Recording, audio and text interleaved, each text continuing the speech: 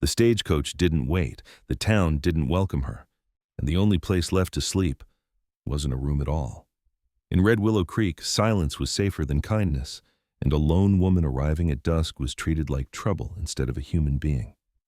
But from the edge of town, a quiet cowboy watched everything, a man who had sworn never to step between danger and a stranger again. That night, one small choice would awaken buried truths, challenge a town ruled by fear, and change two broken lives forever. What happens next will make you believe in quiet miracles and second chances for the forgotten. Before we begin, tell me where you are watching from. Drop your country in the comments below. If you believe no child or animal should ever face fear alone, hit subscribe now and share this story with someone who needs hope. Red Willow Creek, Montana, sat in a shallow bowl of prairie and pine, the kind of place the wind didn't pass through so much as it trained on, like a mean old hand that never learned gentleness. In early spring, the sky looked polished thin, pale as watered milk, and the cold still had teeth. The streets were packed dirt, rutted by wagon wheels and the hard hooves of working horses. Most mornings began the same way, a faint dawn that never promised warmth, a chimney smoke that rose straight up only when the wind took a rare breath, and a hush that made even a small sound, boots on boardwalk, a latch clicking, feel like a confession. Caleb Rowe lived beyond the last neat fence line, where Red Willow Creek stopped pretending to be civilized and turned back into land. His cabin wasn't much, 2 rooms, a lean-to, a barn that listed slightly to the left like a tired shoulder, but it was sturdy and kept. The logs were chinked tight, the roof patched with care, and the porch boards had been replaced one by one over the years, each plank set straight as if order could be nailed into existence. Caleb was 33, tall in a spare, weather-shaped way. He had the kind of build that came from work rather than vanity. Rope-strong forearms, shoulders widened by hauling and lifting, and a back that stayed straight even when he was tired. His face was all angles, cheekbones cut sharp, jaw squared and slightly asymmetric as if life had once hit him hard from the side. A dark stubble lived there most days, never quite turning to a full beard, as though he refused even that indulgence. His hair was a deep brown, kept short enough that it wouldn't catch in brush or blow wild into his eyes. Those eyes were the part people remembered, gray with a hint of steel blue, steady and unshowy, the gaze of a man who had learned to measure danger the way other men measured distance. He rarely spoke first. When he did, his voice was low and level, with that practical calm that either soothed you or unsettled you, depending on how guilty you felt. In town, folks said Caleb was unfriendly. The truer story was simpler. He had seen what friendliness cost, and he had decided it was an expense he couldn't afford. The event that bent him into that shape had happened years earlier, back when he rode with cavalry patrols and wore a uniform that didn't fit him as well as silence did. War had taken something from him, not just comrades, not just sleep, but a certain softness in the middle of his chest, the place where men keep their faith that the world will eventually be fair. He had returned to Montana with a scar along his left ribs that pulled tight in cold weather, and a habit of waking before dawn as if someone had called his name. He never talked about what he'd seen. The town didn't press him. People respected a quiet man more than a complicated one. His closest companion was a horse named Ash, an aging roan gelding with a smoky coat and a white net, blaze that ran down his face like a stripe of snow. Ash was past his prime, but his eyes were bright and patient, and his ears still tipped toward Caleb's voice as if every word mattered. The horse had a sway in his back now, and one knee that clicked faintly when he walked, but he carried himself with the dignity of something that had endured and did not resent the endurance. In the mornings, Caleb fed Ash first, always. He would step into the barn where the air held the warm, sour-sweet smell of hay and animal breath. Ash would nicker softly, never loud, never demanding, just a greeting, like a friend knocking on a door with 2 knuckles instead of 3. "Morning," Caleb would say, and the word didn't sound lonely in the barn. He'd rub the horse's forehead, thumb brushing the soft hair between Ash's eyes.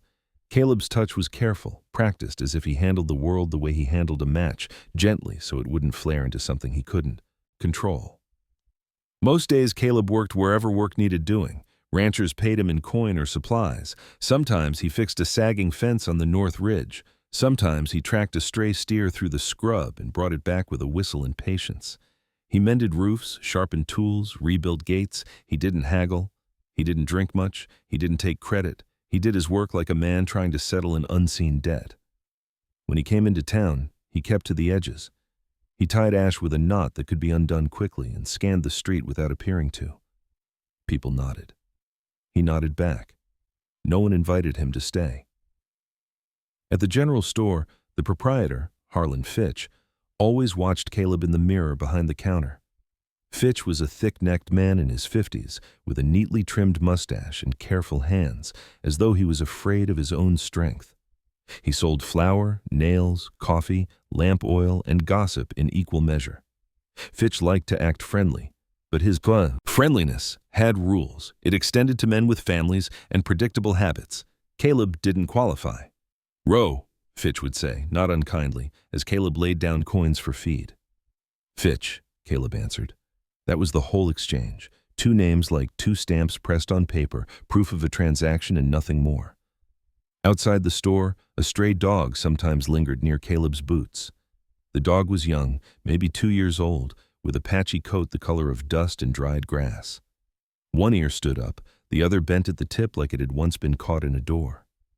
Its ribs didn't show as sharply as they used to, and that was because Caleb, though he pretended otherwise, sometimes left a bit of jerky in his pocket and dropped it on the ground as if by accident. The dog's name was Juniper, though no one in town knew that. Caleb had named it on a day when the animal had followed him out past the creek, limping, stubborn as a legend. Juniper didn't bark much. It simply appeared, like a shadow that had chosen him. Caleb told himself it wasn't companionship. It was responsibility. The dog didn't care what story he told himself. It trotted along behind him anyway, tail low and hopeful. Red Willow Creek had another constant, the law. Deputy Marshal Silas Boone was the sort of man who looked like he'd been carved out of old oak and then varnished for display. He was in his early 40s, broad in the chest, with a heavy brow and eyes the color of weak tea, pale, watchful, and hard to read. He wore his badge like a piece of jewelry and his gun like a promise. His hair was sandy blonde and kept slicked back, and his mustache was a sharp, exact line, as if he believed grooming was a form of control. Boone smiled more than he should have for a man in his position. It wasn't a warm smile. It was the smile of someone who enjoyed the moment before a trap closes. That morning, Boone stood outside the Red Lantern, half tavern, half boarding house, watching the street as if he owned the air itself. The Red Lantern's owner, Sarah Barlow, leaned in the doorway behind him. Sarah was a woman in her late 30s with a sturdy frame and a face that had weathered both sorrow and laughter without letting either win. Her hair was auburn, usually twisted into a loose bun that escaped in soft strands around her temples. Freckles dusted her cheeks, and her skin had the reddish tone of someone who spent years in heat and smoke. She wore practical dresses and an apron, and she carried herself like a person who had learned to stand her ground in rooms full of men. Sarah's eyes were sharp, the kind that missed very little. She wasn't cruel. She was cautious in the way a woman becomes when she's had to survive a town that forgives men for sins it punishes women for. Caleb paused near the hitching post and felt Boone's gaze settle on him like a hand. "Row," Boone called, friendly as pie left too long in the sun. Caleb didn't like Boone's friendliness. It always carried a hook. "Boone," Caleb replied, his voice level. Boone stepped closer, boots clean for a man who claimed to patrol all day. "Heard you fixed the Henderson fence. Good work." Caleb gave a small shrug. Praise didn't interest him. Sarah's eyes flicked between them. "Caleb," she said, polite. "You want coffee?" "On the house." Caleb shook his head. "No, ma'am." Sarah didn't flinch at the refusal. She simply nodded, as if she understood refusals were the only thing some men could offer. Boone's smile widened a fraction. "You keep to yourself, Ro. Makes folks wonder." Caleb met Boone's eyes. "Let 'em." For a heartbeat, the air tightened. Juniper, the stray dog, appeared at Caleb's heel as if summoned by tension alone. The dog's ears angled forward, and it gave a low, uncertain huff. Boone's gaze dropped to it. "Stray following you?" Boone asked. "Seems like it," Caleb said. "Careful," Boone murmured, still smiling. Some things follow you for warmth, some follow you because they smell blood. Caleb didn't answer. He simply adjusted Ash's reins and turned slightly, signaling the conversation was over. Boone watched him go, the way a man watches a door he intends to walk through later. Caleb left town with a sack of feed and the wind at his back. Past the last storefront, past the last fence, the world opened wide again. The prairie rolled out in muted browns and stubborn greens. Farther off, the mountains held a rim of snow like a crown that refused to melt. The sky was bright but cold, and the sunlight had that wary quality it carried in early spring. Beautiful, yes, but not kind. As he rode, Caleb's thoughts turned, unwillingly, to the thing Boone had said. Follow you because they smell blood. He hated that phrase because it sounded like truth spoken by the wrong mouth. At the cabin, he unloaded the feed, checked the latch on the barn, and made sure the rifle above the door was clean. These were habits, not paranoia, or so he told himself. The wind picked up in the late afternoon, pushing against the cabin walls, whistling under the eaves. It sounded like distant voices, like a crowd speaking from far away. Ash shifted in the barn and Juniper circled twice before settling near the porch steps, chin on paws, eyes half closed but alert. Caleb stood on the porch for a long moment, watching the horizon. He had lived long enough to recognize the shape of a day that would not end quietly. The town's hush in the morning had been too careful, like the pause before a storm breaks open. He didn't know yet what would arrive on the next stagecoach. He didn't know the name of the woman who would sleep in a place no woman should have to sleep. He didn't know that his vow to keep his distance was about to be tested the way iron is tested, by fire and pressure, until it either breaks or becomes something stronger. But somewhere out there, beyond the creek and the last polite lie of civilization, fate was already rolling toward Red Willow Creek, wheels creaking, dust rising, carrying a stranger with a small bag and a stubborn, unbowed heart. And Caleb Rowe, who had made a life of being unneeded, found himself listening to the wind as if it were an old god whispering, "Not yet, not done, not free." The stagecoach arrived at Red Willow Creek the way bad news often did, without ceremony and slightly ahead of schedule. The afternoon had turned sharp and unsettled, the wind dragging thin clouds across the sky like torn cloth. Dust lifted from the road in low, restless spirals, stinging the eyes and settling into every seam of clothing. The bell outside the Red Lantern gave a single, nervous jingle as the coach rolled into view, its wheels groaning, its paint dulled by miles of neglect. Caleb Rowe was at the far fence line mending a post when he heard it. He straightened slowly, one hand still braced on the wood, and watched the black shape of the coach draw closer to town. Ash stood nearby, head lowered, tail flicking with lazy irritation at the wind. Juniper, older now by a few months and stronger for it, lifted her head from the grass and fixed her mismatched ears toward the road.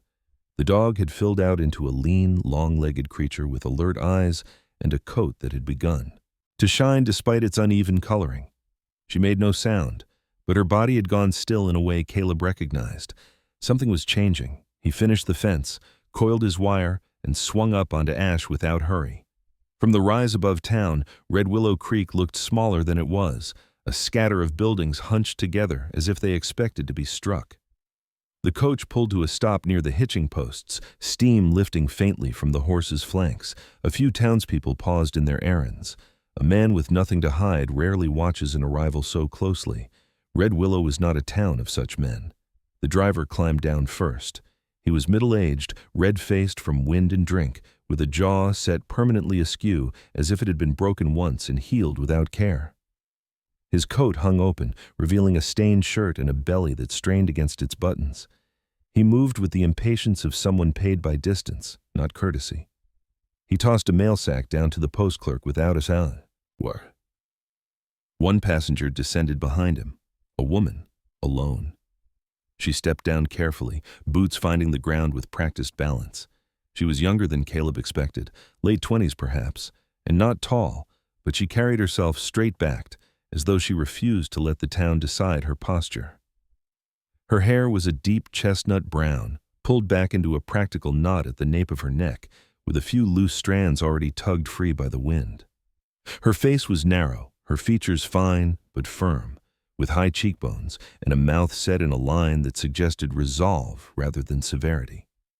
Her skin was pale, not from fragility but from long winters spent indoors, and her eyes, hazel flecked with green, took in the street with calm attention. She wore a dark traveling dress, plain and well-mended, and carried a single leather valise that had seen better years. There was no jewelry on her hands, no color at her throat. Black gloves, thin with use, covered her fingers. A widow, Caleb thought, not because of the black alone, but because of the way grief had been folded neatly into her movements, like something she had learned to live around. Her name, though Caleb did not know it yet, was Eliza Moore. The driver dropped her second bag, smaller, lighter, into the dust with a careless thud and climbed back onto the coach. "That's all," he said, already turning the reins. "Next stop's east, won't wait." She didn't ask him to. She simply nodded once, as if she had expected no kindness and therefore felt no disappointment. From the boardwalk, Sarah Barlow watched the scene with a tightening expression. She wiped her hands on her apron and leaned forward, eyes narrowing slightly. She had seen women arrive like this before, alone, marked by circumstance, carrying hope like a fragile thing wrapped in cloth. It never went easy for them. Deputy Marshal Silas Boone stepped out from the shadow of the Red Lantern's overhang, his presence immediate and deliberate. He adjusted his coat cuffs and smiled as though the afternoon had been waiting just for him. "Well now," Boone said, voice warm and smooth. "Red Willow Creek's getting company." Eliza turned toward him, her gaze steady. Up close, Boone's smile revealed itself as something practiced rather than felt. His eyes lingered a fraction too long, cataloging rather than welcoming. "Ma'am," Boone continued, tipping his hat with exaggerated politeness, "you got business here?"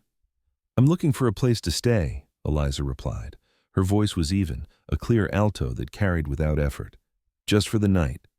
Boone's smile shifted, not fading, but sharpening. "Town's near full," he said lightly. "Busy time." Sarah stepped forward then, unable to stay silent.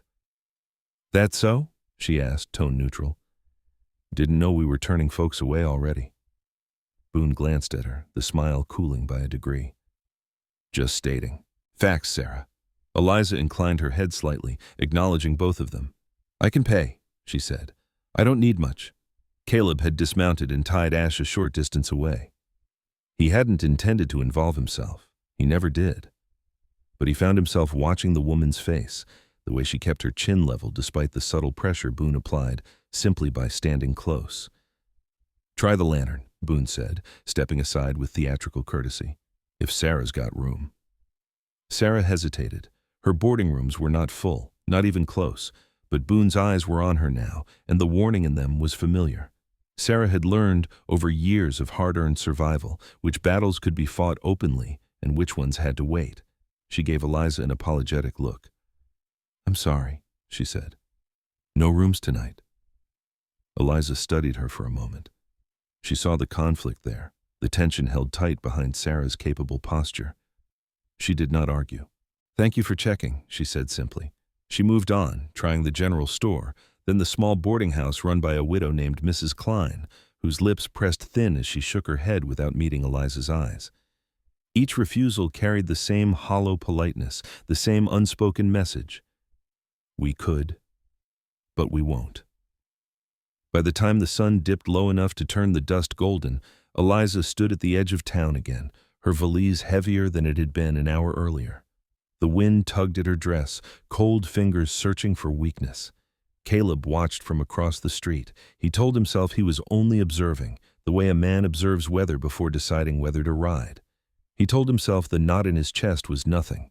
At last, with no other doors left to knock on, Eliza turned back toward the Red Lantern. The building glowed warm in the fading light, laughter spilling from inside along with the smell of cooked meat and spilled whiskey. It was not a place meant for women alone, and everyone in Red Willow knew it. She stepped inside anyway. The room fell quiet in the way only certain entrances cause, a pause filled with curiosity and judgment. Men turned in their chairs. A pair of painted women near the bar exchanged looks. The bartender, a broad-shouldered man named Owen Pike, looked up from his work. Owen was in his early 40s, with thick arms corded by years of lifting barrels and a beard gone more gray than brown. His eyes were kind but tired, and he carried himself like a man who had learned when to bend. "You're lost," Owen said gently. I need a place to sleep, Eliza replied. Just tonight. A few men snorted. Someone laughed outright. Owen rubbed the back of his neck. There's one space, he admitted slowly. Not a room. The old tack stall out back. Dry, at least. Usually for gear. Eliza didn't flinch. That will do. The laughter faded into murmurs. Boone, standing near the door, watched with the open interest. There's no bed, Owen added, lowering his voice. Just straw and a roof. Eliza met his gaze. I've slept worse. Caleb felt something shift then, like a gear engaging deep inside him. He had slept on cold ground with the dead. He knew the difference between hardship chosen and hardship forced. Owen nodded once. $2, he said. Eliza paid without hesitation. As Owen fetched a lantern and a key, Boone pushed off the wall. You sure about this? He asked, stepping close enough that Eliza could smell tobacco on his breath. Town's not always kind to women who make unusual choices. Eliza looked at him fully now. Her eyes were steady, unafraid. Neither am I, she said. Caleb didn't remember deciding to move. He only knew that suddenly he was there, his presence solid and unmistakable at Eliza's side. She's paid, he said quietly. That should be enough. Boone turned, surprise flickering across his face before the smile returned. Evening, Ro. Didn't know you were interested in hospitality? I'm interested in peace, Caleb replied. His voice held no threat. It didn't need to. For a long moment, Boone studied him. Then he chuckled softly. Enjoy your evening, he said, and stepped away. Eliza followed Owen to the back without looking back. Caleb watched until the door closed behind her, the lantern's light vanishing into the shadows of the yard. Only then did he realize Juniper was sitting at his heel again, eyes fixed on the door, tail resting against the floor as if she had chosen her watch. Outside, the wind rose, rattling the sign above the lantern. Caleb knew, with the same certainty he recognized a coming storm, that whatever had arrived on that stagecoach would not leave him untouched. The night settled over Red Willow Creek with the slow, deliberate weight of something that intended to stay. The wind did not fade with the light. It sharpened, slipping through alleys and under doors, worrying at loose boards and rattling the lantern hooks outside the red lantern until they rang like thin, uneasy bells. The sky was clear but starless in feeling, the moon pale and distant, offering light without comfort. Behind the tavern, the old tack stall stood apart from the warmth and noise, its plank walls darkened by age and weather. It had once housed saddles and harnesses, but now it held little more than dust, a low wooden bench, and a thick scatter of straw laid down earlier that evening. The roof held, barely, and the door closed with a warped stubbornness that required a firm hand. Eliza Moore set her valise down carefully, as if the floor itself deserved respect.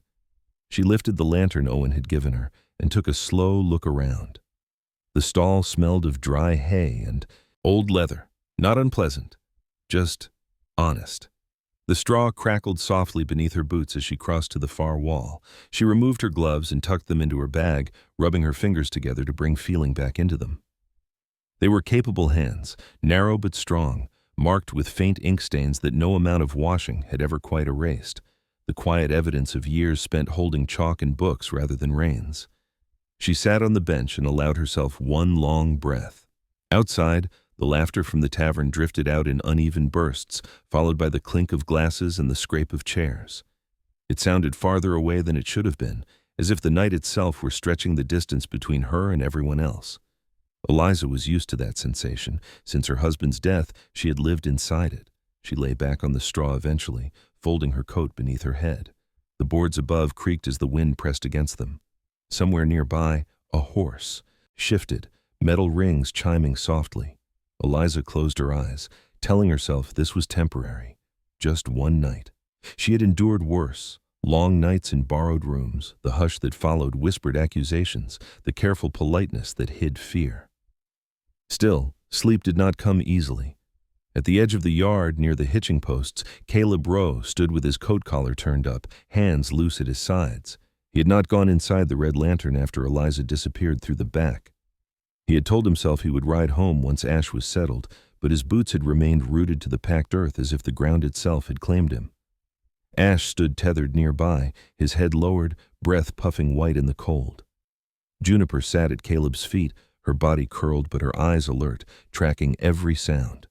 The dog had matured quickly, now nearly full-grown, with a lean frame built for endurance rather than speed.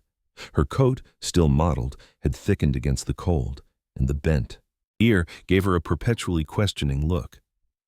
"You don't have to stay," Caleb murmured, though he wasn't sure whether he meant the dog or himself. Juniper did not move. From inside the tavern, the door burst open and a man stumbled out, laughing too loudly. He was tall and raw-boned, with a shock of blonde hair that fell into his eyes and a week's worth of beard shadow that made his jaw look perpetually bruised. His name was Trent Malloy, a drover who passed through Red Willow often enough to feel entitled to it.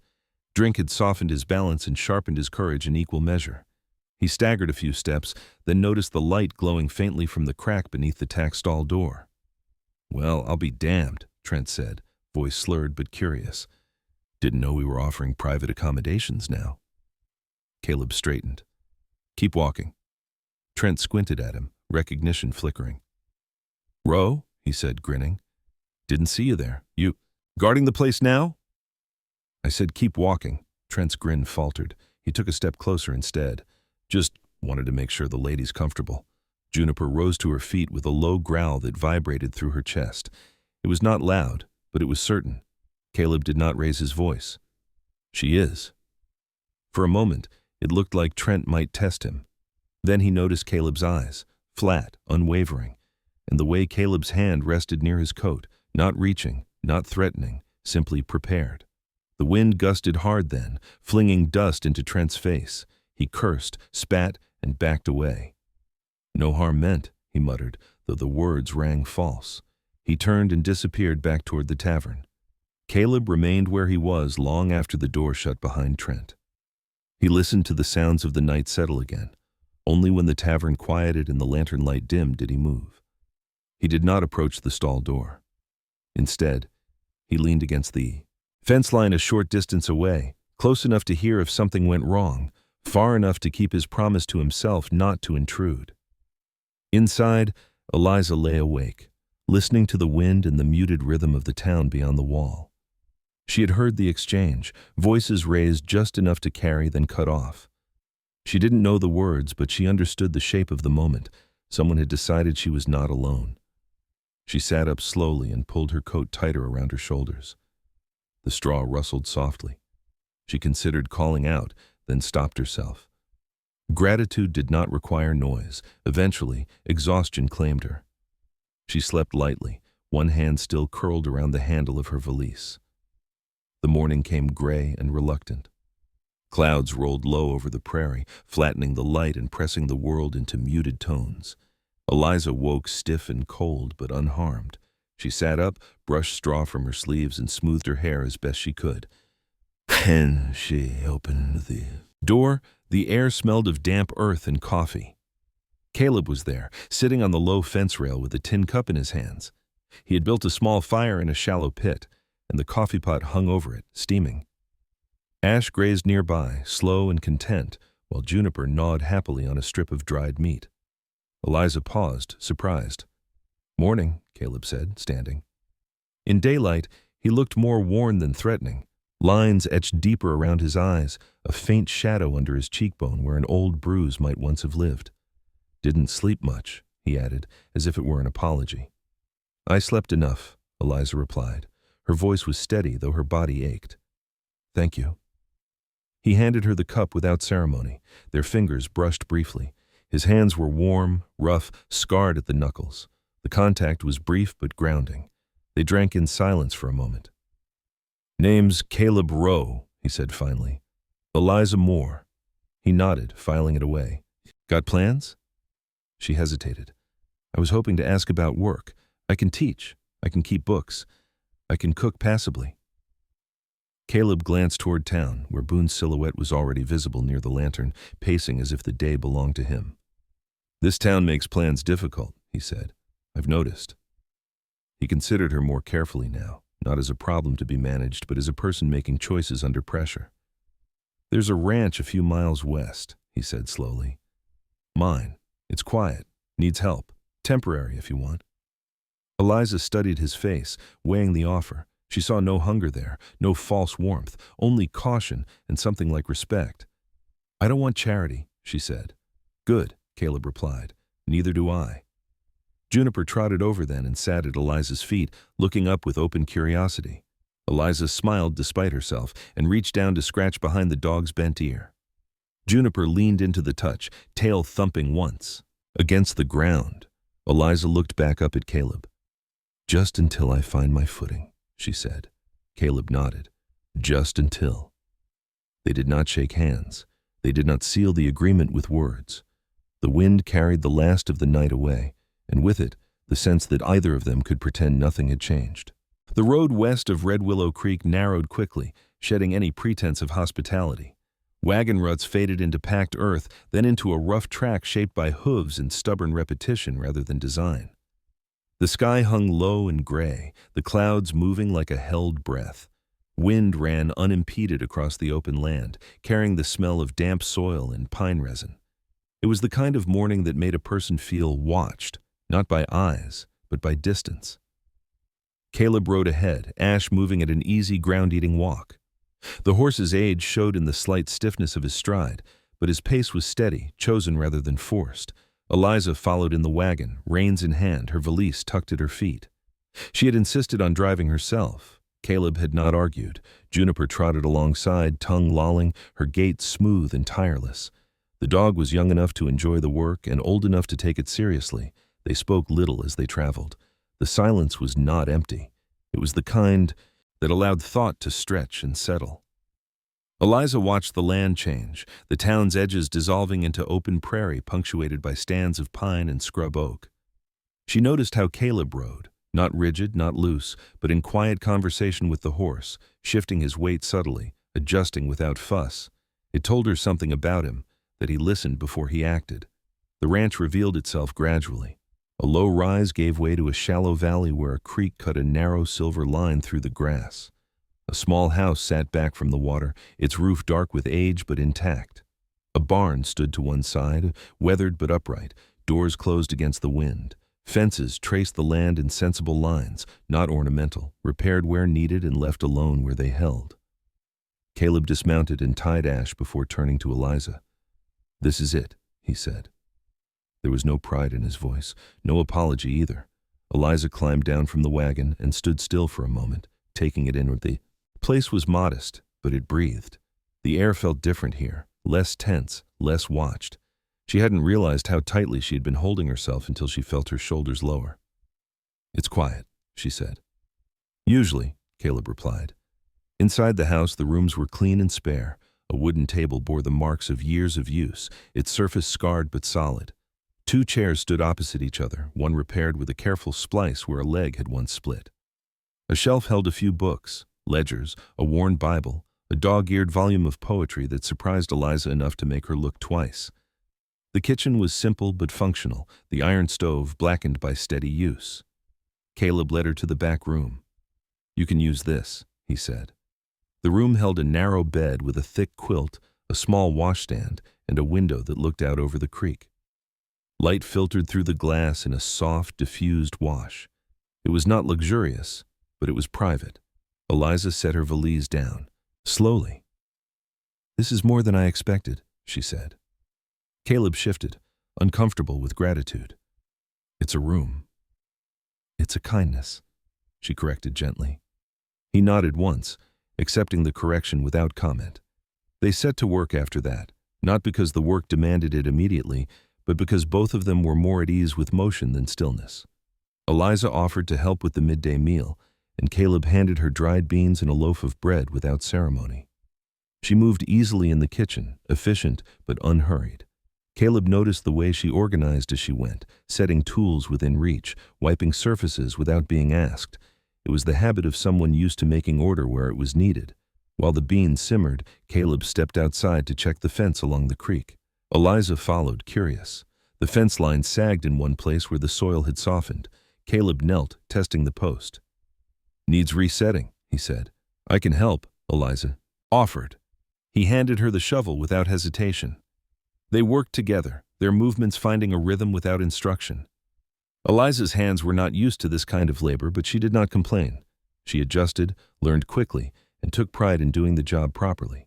When they finished, dirt streaked her sleeves and a loose strand of hair clung to her cheek. Juniper supervised with enthusiasm, darting in and out, occasionally depositing a stick at Eliza's feet as if contributing. Eliza laughed, a soft sound, surprised, as though it had escaped without permission. The laugh lingered between them, changing the air.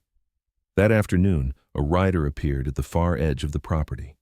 Caleb saw him first and straightened slowly. The man approached at a measured pace, hands visible. He was broad and thick-set, with a heavy beard shot through with gray and eyes narrowed by years of sun. His name was Amos Pike, Owen's older brother, and he carried himself like someone who had learned to be careful after once being careless. A long scar traced his forearm, disappearing beneath his sleeve. "Caleb," Amos called, stopping short of the fence. "Heard you had company." Caleb's jaw tightened slightly. News traveled fast when Boone wanted it to. "Morning, Amos." Amos's gaze shifted to Eliza, assessing but not unkind. "Ma'am?" "Eliza Moore," she said, meeting his eyes. Amos nodded. "Boone's been asking questions," he said to Caleb, wasting no time. "About you, about her." Caleb did not look surprised. "He usually does." Amos scratched his beard. "Town's uneasy. Folks don't like what they don't understand." Eliza stepped forward. "I don't intend to cause trouble," she said calmly. Amos studied her a moment longer, then sighed. "Trouble doesn't usually ask permission." He turned back to Caleb. "Just thought you should know." "I do," Caleb said. Amos tipped his hat and rode off, leaving the wind to fill the space he vacated. That evening, as the light softened and the creek caught the last of the sky's reflection, Eliza sat at the table with Caleb and opened her valise fully for the first time. She spread out papers. Letters, folded and refolded, their edges worn thin. There were also notebooks, neatly kept, pages filled with careful script. "These are records from my husband's work," she said quietly. "He kept them hidden. I didn't understand why until after." Caleb listened, his posture still. He didn't interrupt. "There was an accident at the mine," Eliza continued. "That's what they said. But the numbers didn't add up. Payments made to families who stayed quiet. Names crossed out." She swallowed. "I came here because one of the signatures led back to Red Willow Creek." Caleb's eyes darkened. He thought of Boone's smile, of the way the law in town bent without breaking. "You should be careful," he said. "Have been careful," Eliza replied. "Careful enough to be alone." The wind rose again, rattling the window panes. Outside, Juniper lay curled near the door, eyes half closed but attentive. Ash shifted in the barn, the sound of his movement a steady reassurance. Caleb leaned back slightly, considering. "You can stay," he said finally. "For now. Work the ranch. Keep your head down." Eliza met his gaze. "And if I don't?" He didn't look away. "Then we'll figure something else out." The words were simple, but they carried weight. Eliza felt it settle, not as a promise of safety, but as a refusal to abandon her to the wind. Night came fully then, bringing with it the steady chorus of insects and the distant cry of a lone bird. Inside the small house, a lamp burned low. Two people sat at a table, not touching, not retreating, aware that the land around them had begun to listen. The days that followed settled into a pattern that felt almost earned. Morning came early on the ranch, carried in by mist rising off the creek and the low, patient sound of Ash shifting in his stall. Eliza learned the rhythms quickly, not because Caleb taught them to her, but because the land itself insisted. Feed first, water next, then whatever the day demanded. Fence work, sorting tools, mending tack, or keeping the small but meticulous ledger Caleb used to track supplies and wages owed to him by neighboring ranchers. Eliza took to the ledger naturally. Numbers calmed her in a way words sometimes did not. She sat at the table each afternoon, sleeves rolled to her elbows, dark hair pinned back, her pencil moving with quiet confidence. Caleb watched once from the doorway, noticing how her brow furrowed slightly when something didn't add up, how she tapped the pencil twice before correcting an entry. It was the same habit she'd had as a teacher, though he didn't know that. Yet, the instinct to make sense of what others overlooked. Outside, Juniper followed Eliza as faithfully as she followed Caleb. The dog had decided without discussion that the ranch was now a shared responsibility. She trotted alongside Eliza during chores, pausing to sniff the ground where rabbits had passed and returning with the earnest seriousness of a sentry reporting back. Her coat had begun to lose its patchiness, filling out into a rough but handsome pattern, and her eyes, amber and intelligent, missed little. On the third morning, Caleb saddled Ash and prepared to ride into Red Willow Creek. Supplies were running low, and rumors did not stop just because one chose distance over curiosity. "I'll be back before dark," he said, adjusting the cinch. Eliza hesitated. "Do you want me to come?" Caleb considered it. "Not today." She nodded, understanding more than he said. Red Willow Creek greeted him with the same guarded politeness as before, but something had shifted. Heads turned a fraction more quickly. Conversation stalled when he passed. Boone stood outside the post office, speaking with a man Caleb didn't recognize. Shorter, with a city-cut coat and a neat mustache that looked out of place among dust and denim. The man's boots were polished, his hands soft. A visitor, or an accountant. The two were laughing, but Boone's eyes flicked toward Caleb as he dismounted. Caleb felt the look settle like grit beneath the collar. At the general store, Harlan Fitch leaned in close over the counter. "You got a woman up at your place," he said quietly, as if discussing the weather. "So I've heard," Caleb replied. Fitch's mouth tightened. "Boone's asking questions." "He always is." "This time's different." Fitch glanced toward the door. "He's got someone from Helena sniffing around. Claims it's about land titles." Caleb paid for his supplies without comment. Land titles had a way of becoming weapons when handled by the wrong men. When he returned to the ranch, the sky was already turning, clouds stacking thick and dark in the west. Eliza was at the fence near the creek, sleeves damp, hair loosening at the nape of her neck. She was scrubbing at something with a rag, jaw clenched. Caleb dismounted. "What happened?" She held up her hands. Red streaks marred her fingers and palms, deep and stubborn. "Ink," she said. "From my husband's notebooks. I was sorting them, trying to copy entries before the pages wear through." He watched as she scrubbed again, harder. The stains didn't budge. "They don't come off easily," she said, frustration sharpening her voice, "no matter how much you wash." Caleb looked at the marks, then at her face. "Some things aren't meant to." She stopped scrubbing. The words settled between them, heavier than either had intended. That evening, rain came hard and sudden. It hammered the roof and turned the yard to mud. Within minutes, the creek swelled, water rushing louder, angrier. They ate dinner by lamplight, the small house drawn close by weather and necessity. Eliza spoke then, more fully than she had before. "My husband's name was Thomas Moore, she said. "He wasn't careless, he was thorough. That's what got him noticed." Caleb listened, hands wrapped around a tin cup. "He found discrepancies in the mine safety reports," she continued. "Missing equipment, shortcuts taken where no one should have taken them. He wrote letters, asked questions." Her mouth tightened. "The accident came 3 weeks later." The rain intensified, drumming like insistence. "He kept copies," Eliza said, tapping the stack of notebooks. "Names, payments, routes shipments took after dark. I don't know what Boone's role is yet, but he's connected." Caleb leaned back, the chair creaking softly. "Boone doesn't like loose ends." "No," Eliza agreed. "Neither do he,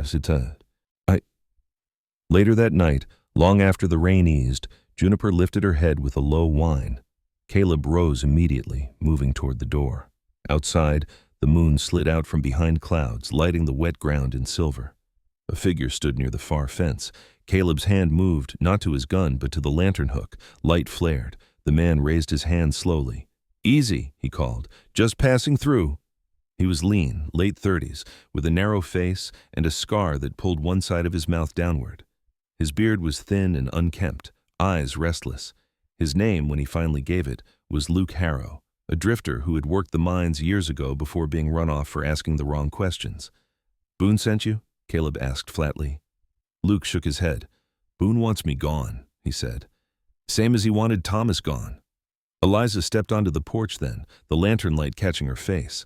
Luke's eyes widened. "You're her," he said quietly. Moore's wife.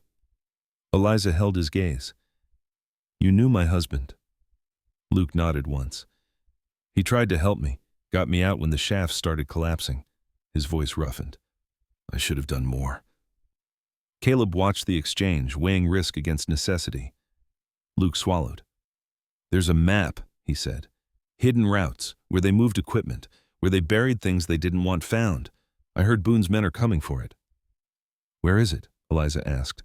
Luke glanced toward the dark line of trees along the creek. Close enough to matter. The wind stirred, carrying the scent of wet earth. Caleb made a decision he would later recognize as irreversible. You can stay the night, he said. We'll talk in the morning. Luke exhaled shakily, relief and fear mixing in his eyes. Inside, Eliza wrapped the ink-stained rag around her hands, no longer trying to clean them. She looked at Caleb across the table, understanding passing.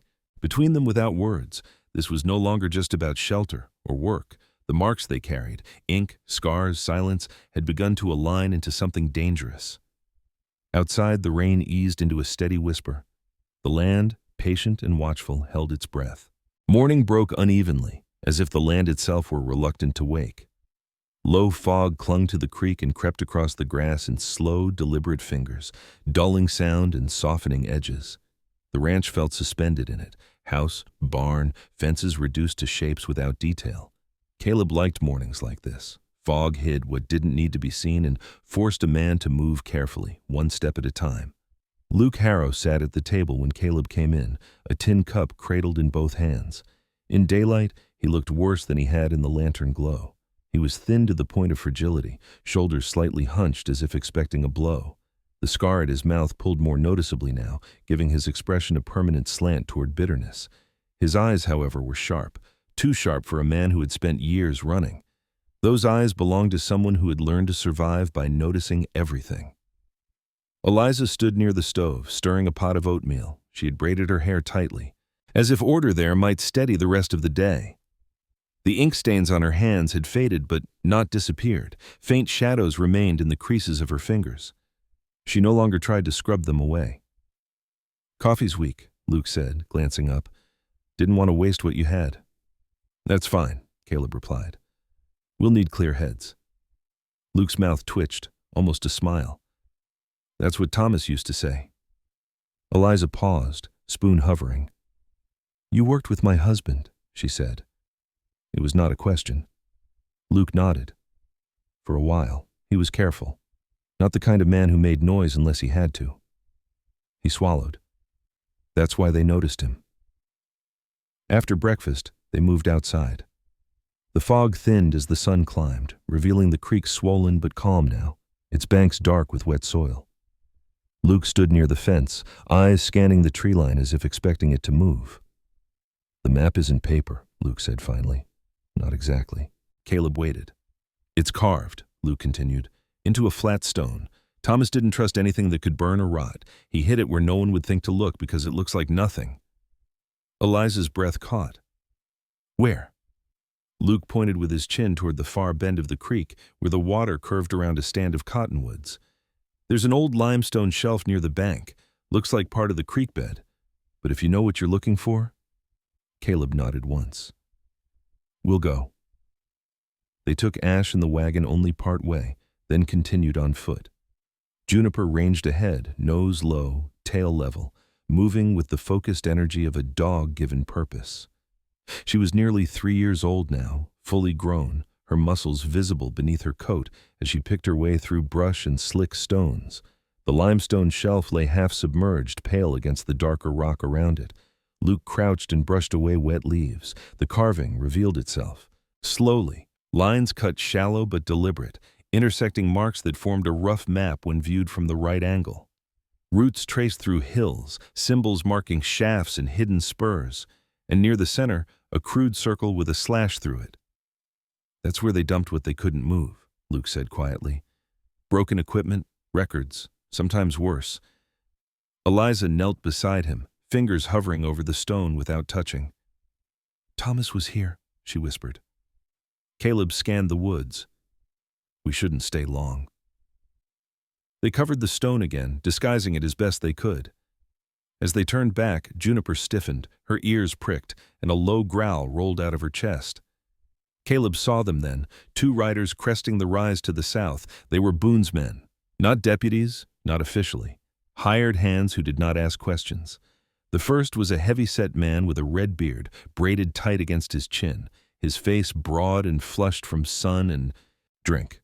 His name was Earl Denson, a former ranch hand known for doing ugly work quickly. The second rode slightly behind him, a younger man, dark-haired and narrow-eyed, with a hawk-like nose and a nervous way of scanning the ground.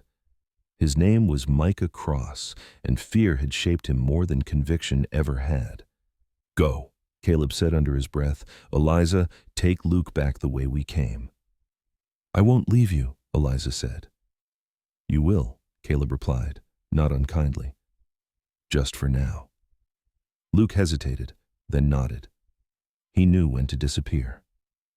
Caleb stepped into the open as the riders approached, posture relaxed but ready. Ash stood behind him, ears flicking, sensing tension. Juniper remained at Caleb's side, teeth bared. "Morning," Caleb called. Earl grinned, exposing teeth stained dark. "Looking for something, Ro?" "Always am," Caleb said. "Usually find it." Micah's gaze darted toward the creek. "Boone wants a word," he said. His voice wavered slightly. "You can tell Boone I'm busy." Earl laughed. "You always were stubborn." His eyes slid past Caleb, searching. "You alone out here?" Caleb met his gaze evenly. "Looks that way." For a moment it seemed the lie might hold. Then Juniper barked once, sharp and clear, breaking the stillness. Earl's smile faded. "You got company," he said. Caleb moved first. He did not draw his gun. He stepped forward, closing the distance just enough to make Earl uneasy. "You don't want trouble," he said quietly. Earl snorted. "Trouble's already here."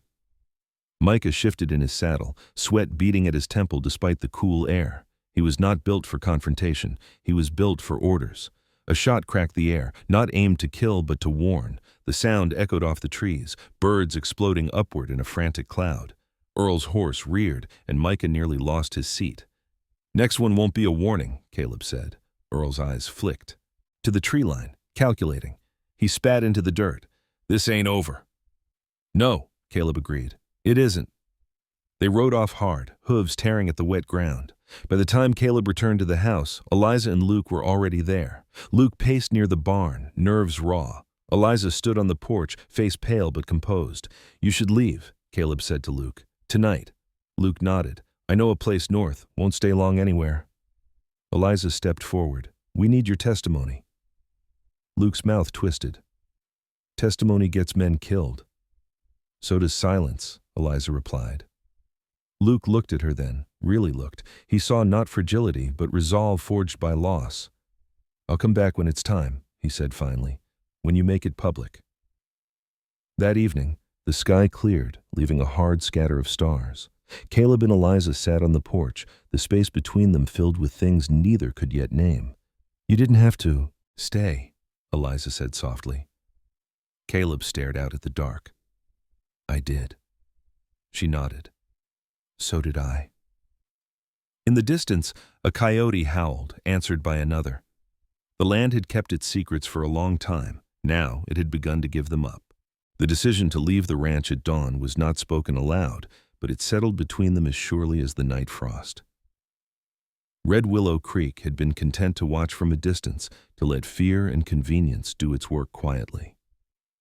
After the warning at the creek bend, after Boone's men showed their teeth without biting, it was clear the town itself had become part of the problem. And problems like that could not be outrun forever. The morning air was sharp, scrubbed clean by the cold. Caleb saddled Ash with practiced efficiency, his movements steady but his jaw set harder than usual. The horse sensed it, stamping once, ears swiveling. Ash was old, but he had been in worse places than this. His coat shone dully in the early light, scarred at the flank from an injury years back that never quite healed right, a reminder that survival always left marks. Eliza wrapped her coat tight and stepped onto the porch, a folded packet of papers tucked beneath her arm. Her face looked paler than usual, but her eyes were clear. The fear she carried now was no longer for herself alone. It had sharpened into something purposeful. Juniper circled them both, restless. She had slept little, rising at every distant sound, her loyalty fully chosen now. At nearly 3 years old, she had grown into her watchfulness, no longer the uncertain stray, but a creature who knew where she belonged. They rode toward town as the sun crept over the hills, lighting the roofs of Red Willow Creek one by one. Smoke rose from chimneys, doors opened, life continued, unaware or pretending to be.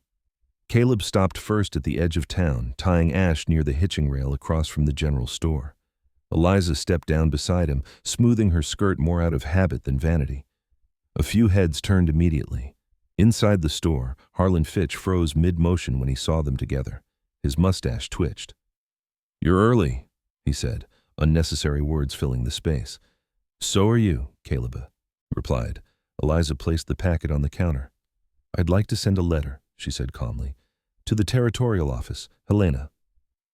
Fitch's eyes dropped to the packet, then flicked toward the window. "That's official business." "Yes," Eliza said, "it is." Fitch hesitated, then nodded once. "I'll see it sent." Outside, Boone stood near the post office as if summoned by the act. He had shaved that morning, his face smooth and controlled, his coat immaculate. He looked, as always, like a man who believed appearances were proof. "Well now," Boone said, strolling toward them. "You've been busy?" Caleb stepped slightly in front of Eliza without thinking. Boone noticed. His smile thinned. "Careful, Ro," Boone continued. "People might start getting ideas." "That's usually how change starts," Eliza said quietly. Boone turned his attention to her fully. Up close, his eyes were colder than his smile suggested. "You're out of place," he said. "This town doesn't take kindly to disruption." Eliza met his gaze. "Neither does truth," she replied. "But it comes anyway." Boone's jaw tightened. For a moment the mask slipped, revealing irritation edged with something darker. Then it smoothed again. "You should leave," he said softly, "while you still can." Caleb's voice cut in, low and precise. "We're done leaving." The tension might have snapped there if not for the sound of a door opening behind them. Sarah Barlow stepped out of the red lantern, apron tied tight, auburn hair pinned back more severely than usual. Her eyes moved from Boone to Eliza, then to Caleb. "Boone," Sarah said, "you've had your say. Let them be." Boone laughed. "You always did have a soft spot for trouble." Sarah's expression hardened. "I've got a soft spot for fairness, and you're running low on it." From down the street came another sound, boots, many of them. Amos Pike appeared first, followed by Owen, then Mrs. Klein, her spine straighter than Caleb had ever seen it. Others gathered too, ranchers, shopkeepers, men and women who had learned to survive by staying quiet. Whispers rippled, eyes met. Something shifted. Eliza took a breath and stepped forward, lifting her voice just enough. "My husband died because he asked questions," she said. "Others were hurt because they stayed silent. I won't." She did not shout. She did not accuse wildly. She spoke plainly, naming dates, places, transactions. The words carried because they were measured, because they were real. Boone's smile vanished. "This is slander," he snapped. "You have no proof." A voice spoke from the back. "She does." Luke Harrow stepped into the street. He looked worse than before, thinner, eyes ringed with exhaustion, but he stood straighter. His beard had been trimmed roughly, as if he had decided to be seen again. Behind him, 2 men in plain, coats dismounted, federal marshals, their badges unmistakable. Luke's voice shook, but it held. "I worked the mines. I saw what was buried. I saw who was paid to forget." Boone took a step back. One marshal spoke, calm and official. "Silas Boone, you're requested to answer some questions in Helena." Boone's hand drifted toward his gun. Caleb moved. He did not draw his weapon. He stepped in close, faster than Boone expected, gripping Boone's wrist with iron certainty. Boone struggled, but the marshals were already there, wrenching the gun free. The street held its breath. When Boone was finally led away, shouting promises and curses, no one followed him. The silence he left behind felt different, lighter almost. Eliza exhaled slowly. Her hands trembled just a little. Caleb turned to her. "You all right?" She nodded. "I am now." The town did not cheer. It did something better. It began to speak. Questions turned into conversations. Conversations into plans. The quiet had been broken. That afternoon, as the sun dipped low again, Caleb and Eliza stood at the edge of town, watching Red Willow Creek from a distance. "It won't be easy," Caleb said. "No," Eliza agreed, "but it will be honest." Juniper sat between them, tail wagging once, as if approving the future. They turned back toward the ranch together, not running this time, not hiding. Behind them, the town continued to murmur, not in fear, but in awakening. The weeks after Boone's arrest did not arrive with celebration. They came quietly, like cautious animals testing new ground. Red Willow Creek had learned how to live under pressure for too long. Relief, when it came, felt unfamiliar and therefore suspect. Doors still closed early, conversations lowered when unfamiliar riders passed through. But something fundamental had shifted. Fear no longer owned the silence. At the ranch, life resumed its steady shape, altered in small but meaningful ways. The land seemed to breathe easier. The creek ran clear again, its banks slowly reclaiming their shape after the spring floods. Grass thickened where it had once grown sparse, and the cottonwoods along the bend unfurled new leaves, their pale green catching the light like promise made visible. Caleb noticed these things more than he used to, or perhaps he had always noticed them and only now allowed himself to care. Ash grew livelier with the warming days, his joints loosening enough that he sometimes tossed his head when saddled, a small rebellion from a horse who had earned the right to be stubborn. His coat shone brighter now, brushed daily by Eliza, who spoke to him as she worked, soft, sensible words that carried no expectation but respect. Ash responded by standing still for her in a way he never quite did for anyone else. Juniper had claimed the ranch fully. She slept on the porch at night, chin on her paws, ears twitching at every unfamiliar sound. In daylight, she followed Eliza during chores and Caleb during rides, dividing her loyalty evenly and without question. Her once bent ear remained, a mark of her past she no longer seemed aware of. She had grown into her name, resilient, adaptable, rooted. Eliza's days filled quickly. She kept the ledgers not just for the ranch now, but for 2 neighboring outfits whose owners had finally decided to bring their accounts into the open. She wrote letters too, carefully worded, measured, corresponding with officials in Helena, providing clarifications, dates, confirmations. She no longer felt hunted when she put pen to paper. The ink stains on her hands faded at last, not because she scrubbed harder, but because the work had changed. Caleb watched this transformation with a mixture of admiration and unease. He had spent years believing that stillness was safety, that if he asked nothing of the world might eventually leave him alone. Eliza did not move that way. She stepped forward, again and again, not recklessly but without apology. It unsettled him in the way truth often did. They spoke more now, though never excessively. Conversation came in pieces, shared observations, dry humor, questions asked without pressure. One evening, as they repaired a section of fence near the west pasture, Eliza broke the comfortable quiet. "Why did you come back after the war?" she asked. Caleb drove a post into the ground, muscles tightening with the effort. "Didn't see a reason?" "Not to." "That's not an answer," she said gently. He paused, resting his weight on the post driver. "I thought if I came far enough west, the noise would stop." "And did it?" He considered. "It got quieter." She nodded. "Not the same thing?" "No," he agreed. The honesty of the exchange settled between them, not heavy but real. Red Willow Creek sent word a month later. The territorial court would hold a formal hearing. Land claims would be reviewed. Families displaced by intimidation were invited to testify. Boone would stand trial. Luke Harrow returned for it, thinner still but steadier, his voice no longer shaking when he spoke. Amos Pike accompanied him, standing nearby like a wall, offering presence if not protection. Eliza attended the hearing. Caleb went with her, though he remained near the back and more observer than participant. He watched as Eliza spoke, not with anger, but with clarity. He watched the way people leaned in, the way the phrase, truth, once spoken aloud, rearranged the room. When it was over, Red Willow Creek did something it had not done in years. It thanked someone without expecting payment in return.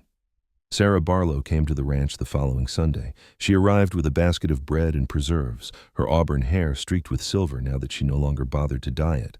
She looked around the property with an appraising eye and smiled. "You've made something good out here," she said to Eliza. Eliza returned the smile. So have you. Sarah's gaze flicked between them. Town's different, she said. Not fixed, but better. Caleb nodded. That'll do. As summer edged toward fall, the ranch became something neither of them had planned but both recognized, a home. Not because it was safe from the world, but because it faced the world honestly. The realization came quietly, one evening when the sky burned gold and copper behind the hills. Caleb and Eliza sat on the porch, boots resting on the railing. Juniper sprawled contentedly between them. The air smelled of cut grass and cooling earth. I've been thinking, Eliza said. Caleb waited.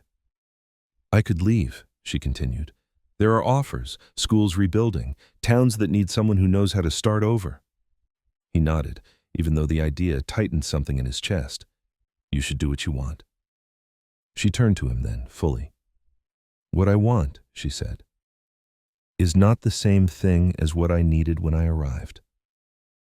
Caleb met her gaze, seeing not uncertainty, but choice. I don't want to stay because I'm afraid to go, she said. And I don't want to leave just to prove I can. The wind lifted gently, carrying the distant sound of cattle lowing, the steady rhythm of a place alive and working. I want to stay, Eliza said simply, if you want me to.